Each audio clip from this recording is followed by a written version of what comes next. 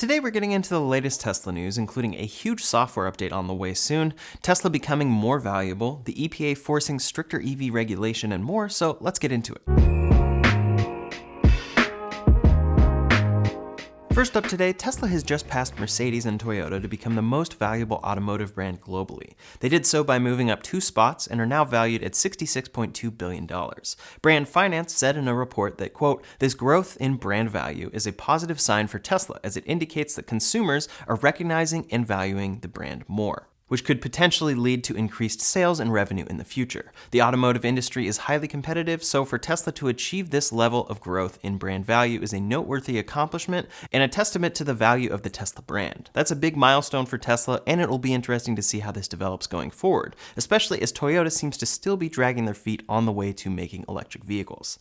Next up today, Tesla is in the process of pushing a new software update for their cars, and this time it's a big one. Instead of delivering a couple cool updates, Tesla is delivering a number of customizations that customers have been requesting for a long time. This update is upcoming and still not yet released beyond employees, but it should come with version 2023.12. The first feature it brings is customizable text size. Until now, Teslas have had their default text size with no option to make it larger for those who have trouble reading parts of the screen. Now, quote, "Choose standard or large text size from the touchscreen." You'll do so by going to Controls, Display, Text Size. I can already hear how excited many customers will be for this long-awaited feature. Next is Controls Search. Since Teslas are so screen-focused, sometimes the settings and controls menus can end up a bit complicated. It can be tough to remember in what menu which control is located. Tesla is working on this with a new Controls Search. Quote, "Use the search function for quicker access to controls and settings. The search will appear in the main controls, you search, and then can either make changes directly from that result,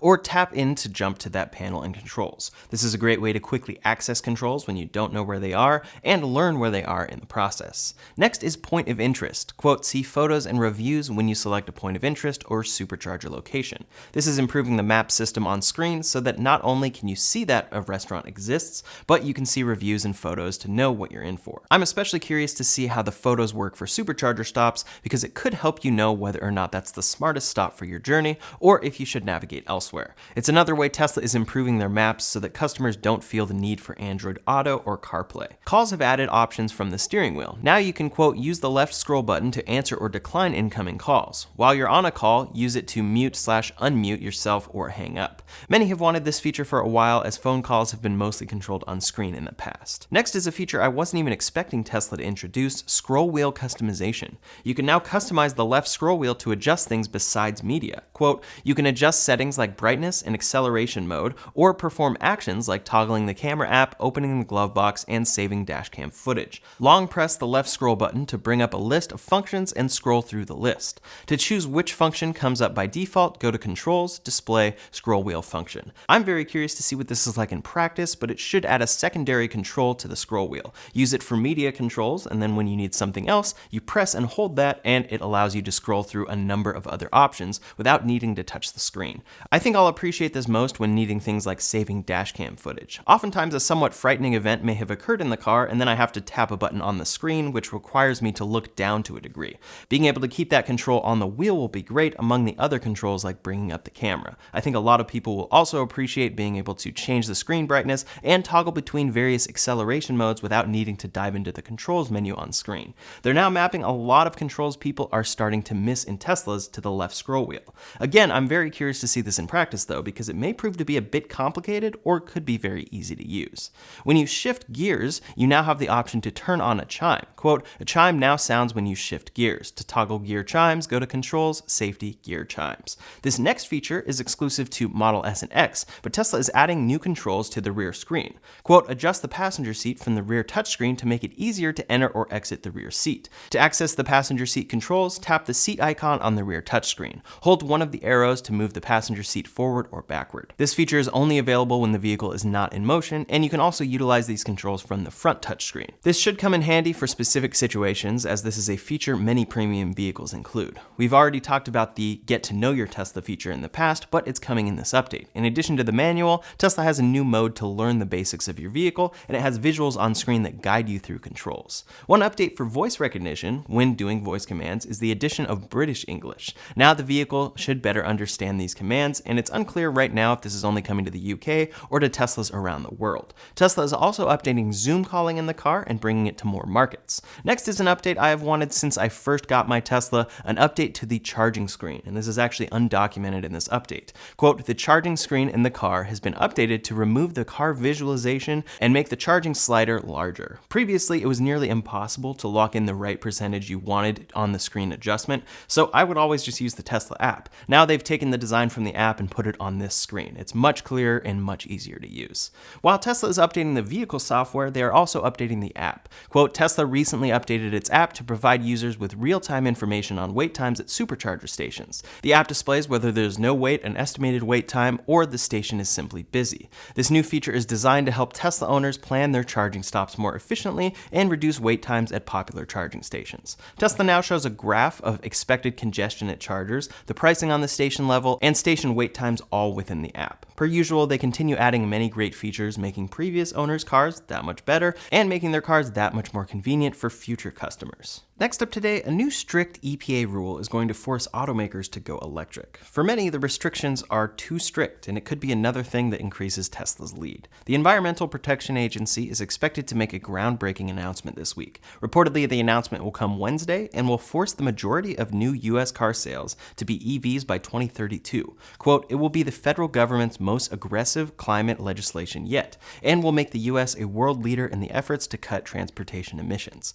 Apparently, the requirements are that EVs make up between 54% to 60% of all new cars sold in the US by 2030, with that figure raising to 64 to 67% of new car sales by 2032.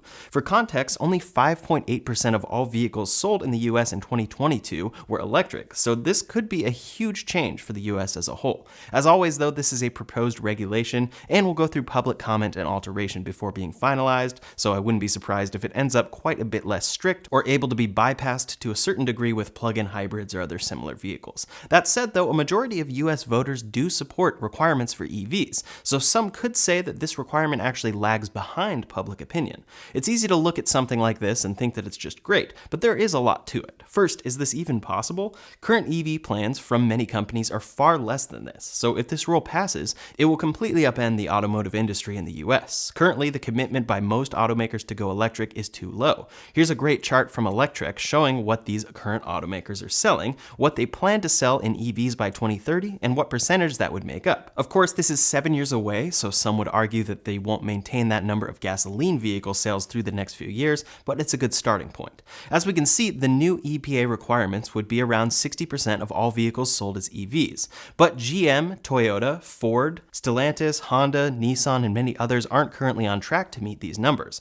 Overall, on this entire list, there are only a few small companies, Alfa Romeo, Lotus, Bentley, Cadillac, Mini, and Rolls-Royce, who have completely committed to being electric by 2030.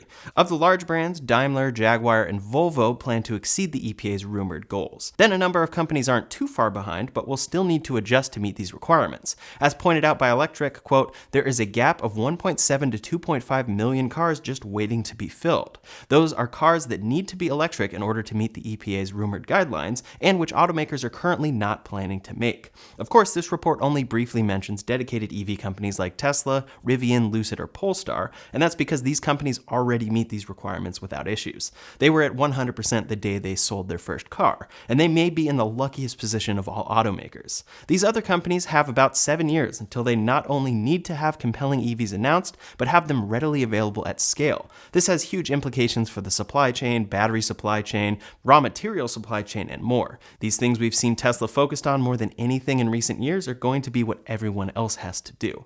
We'll also need to see massive improvements in charging infrastructure across the country in order for these cars to make sense. Assuming the supply can keep up and the strict battery requirements and charger uptime requirements of the IRA function as intended, the demand is there for this many EVs. Quote, to reach 60% by 2030, that means we need to grow EV sales at a compound annual growth rate of 34% between now and then, a similar growth rate to what we've already seen. So these EPA numbers are attainable if we continue efforts at this rate. For me, this brings up a few things. First, in order for vehicles to qualify for tax credits from the IRS, there are strict battery sourcing requirements. So is it going to be possible to scale up battery supply to these massive levels, sourced properly for that tax credit? I hope so. Then it brings up the question of whether or not this is actually necessary. Many think that EVs speak for themselves, and the best way for them to take over the market is by people seeing that they're the best option that makes more sense. The demand is already there and growing without these restrictions. However, maybe the two can work in tandem. Either way, these requirements and growing demand for EVs are proving that car makers need to make EVs at scale. The more waiting and seeing legacy automakers do here, the worse it will be for them. Others will swoop in and make the cars that they could have been working on, and that's exactly what Tesla is setting themselves up to do. There is a huge gap in electric vehicles that need to be made by 2030, and as usual, Tesla is set up better than anyone. They only sell a few models, but those few models sell well. They have the Cybertruck coming up to hopefully fill some of that market, and we recently heard they're gearing up to sell 4 million annual units of their more affordable EV. It will be very interesting to watch this pan out, but what are your thoughts? Do you think this kind of regulation is helpful, or would EVs take over by 2030 or 2032 regardless? How will battery supply hold up? Leave a comment below to let me know your thoughts, and if you think any particular automakers will definitely be out of business soon. Next up today, Tesla has announced they'll be building another factory in Shanghai. This one will be a Megafactory dedicated to making Tesla Megapacks, which are storage batteries that help stabilize the grid and capture renewable energy. That was a huge part of Tesla's Master Plan Part 3, where they detailed nearly every aspect required to achieve a sustainable future. They posted a photo of their signing ceremony and said, quote, our next Megafactory will be in Shanghai, capable of producing 10,000 Megapacks per year. Tesla's first dedicated Megafactory was launched in Lathrop, California last year to supplement Giga Nevada's Megapack manufacturing. So this new factory in Shanghai will be their second dedicated Megafactory. For companies wanting to deploy large-scale clean energy storage to stabilize the grid and fully utilize their renewable energy output, Tesla Megapacks have become the standard. They currently have at least a 2-year backlog of Megapack orders, and they've closed the configurator for this product. Now there's just a button that says contact us. Obviously, there is extremely high demand for these packs, so the sooner this new factory can open, the better. It adds to Tesla's growing list of factories and shows that they're going strong when it comes to providing the world with clean energy solutions, not just making electric cars. Another factory in the works is Giga Mexico, and Tesla has started hiring there for factory construction and other operations within Mexico. They just announced that factory last month at Investor Day, and now they've opened dozens of new positions. A majority of those positions are in the category of construction and facilities, and they're looking to hire a lot of engineers to work in factory design. Tom Zhu reportedly said this factory could be completed in under 9 months. So it's good that we're seeing this next step being taken to make that happen. At the same time, Tesla has achieved a new Supercharger milestone. They've officially installed their 45,000th Supercharger worldwide and said 45,000 Superchargers around the world and counting. Less than 5 months ago, they were celebrating their 40,000th Supercharger, so that means they were averaging more than 1,000 chargers per month. The rate they're building these chargers is increasing, and that's very great to see. Tesla's Supercharger network is the most reliable fast charging choice for long-distance EV drivers today, so its growth is vital to making EV road trips actually doable for many people in Teslas and all EVs long-term when they open up more. As far as opening chargers, they've also announced that they opened their first V4 supercharger station to all EVs. They opened their first V4 stalls just last month in the Netherlands, and now they've announced that those stalls will be available to non-Teslas. Tesla vehicles sold in Europe charge with CCS, so for a long time, there hasn't been anything keeping Tesla from opening up these chargers to other EVs, other than to maintain the company's charging advantage and manage congestion. This has created some controversy because a widespread, reliable charging network would help increase EV adoption across the industry, but many Tesla owners are worried the network still isn't big enough to open up, and doing so will cause congestion that could keep people from being able to charge. We've seen this to some extent already in areas with fewer chargers. What will help that, though, is the V4 chargers' increased charging speed, and users have reportedly been experiencing faster charging already, and more progress is being made in the coming years. These chargers are also built with a longer cable with non-Teslas in mind, and I think long-term we're definitely going to see these come to the United States. They'll be necessary and will help make it easier for any EV to charge at a Tesla Supercharger. Last up today, some updates about other automakers. Faraday Future has finally announced the start of production for their first EV at their Hanford, California factory.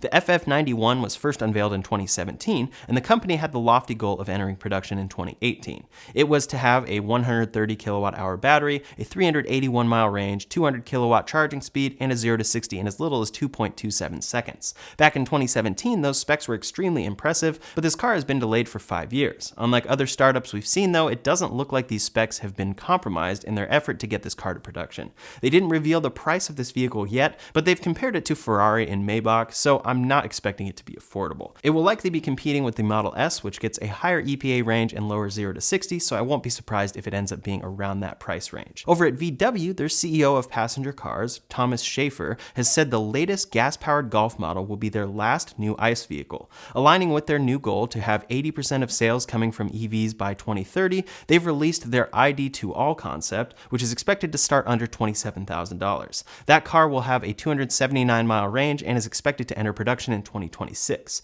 On top of that, Schaefer said they would not be giving up on their iconic Tiguan and Golf brands, but would instead, quote, transfer them to the electric world. He went on to say, though, that the transition will have to wait until they have a car that fits the genes, which sounds like it won't happen until after their new platform is built in 2026. The Tiguan will be built on their current MEB platform, though, so it could come much sooner. That's all the latest Tesla news for today, so in the meantime, if you want to see my full review of the Rivian R1S SUV, you can check out that video linked up here or in the description below. Thanks so much for watching, and I'll see you on the next one.